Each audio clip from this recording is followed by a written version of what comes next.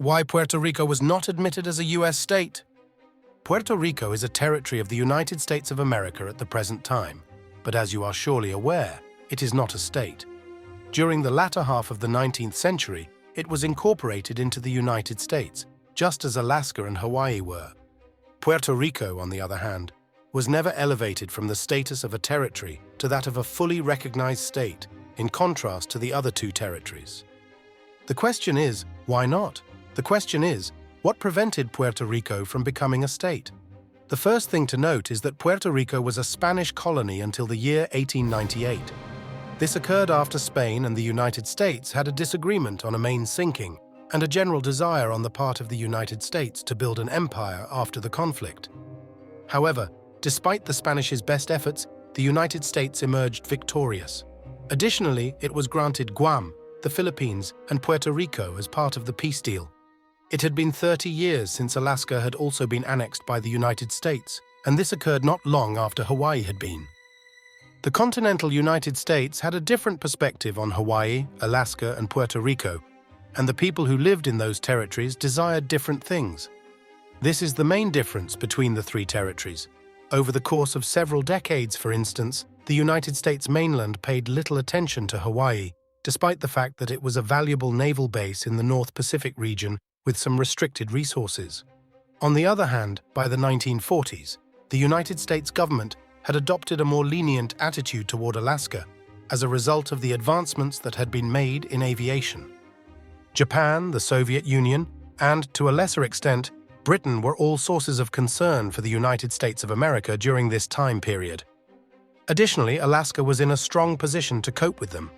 Because it was within a reasonable distance of all three of them, it served as an excellent transportation hub.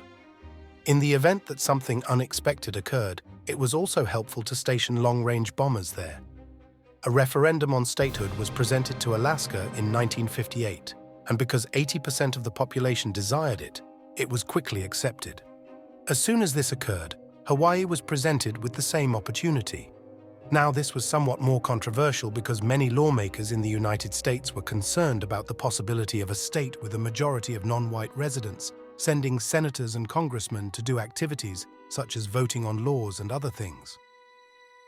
On the other hand, the United Nations exerted constant pressure on the United States to make a decision regarding the status of Hawaii.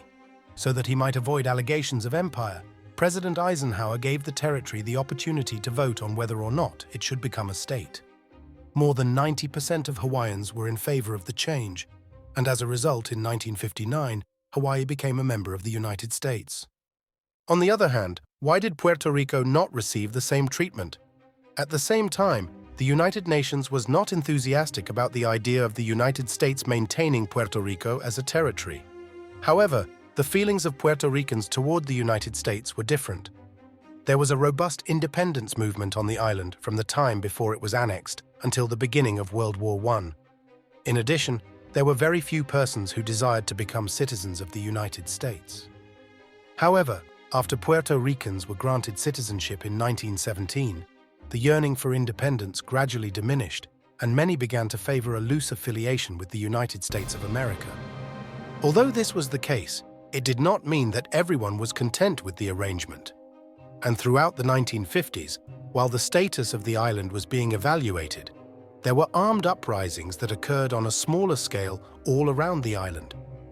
In spite of this, the majority of Puerto Ricans were content with the fact that the island remained a colony of the United States. It was not possible for them to obtain any seats in Congress. Nevertheless, because there was no representation, there was also no taxation, and individuals who resided there were exempt from paying federal income tax. The previous governments of the United States were of the belief that they did not wish to deal with the potential disruption that additional senators and congressmen would bring about on their own. In addition, throughout the 1950s and 1960s, when particular political and social issues were at the forefront of American discourse, there were concerns about excluding another state whose population was mainly non-white and whose population was approximately 3 times higher than the combined populations of Alaska and Hawaii. As a result, in the political tradition of the United States, it was time to kick the can, which is something that continues to this day, as opinions on the island gradually trend toward being more and more prostrated. Thank you for following this video.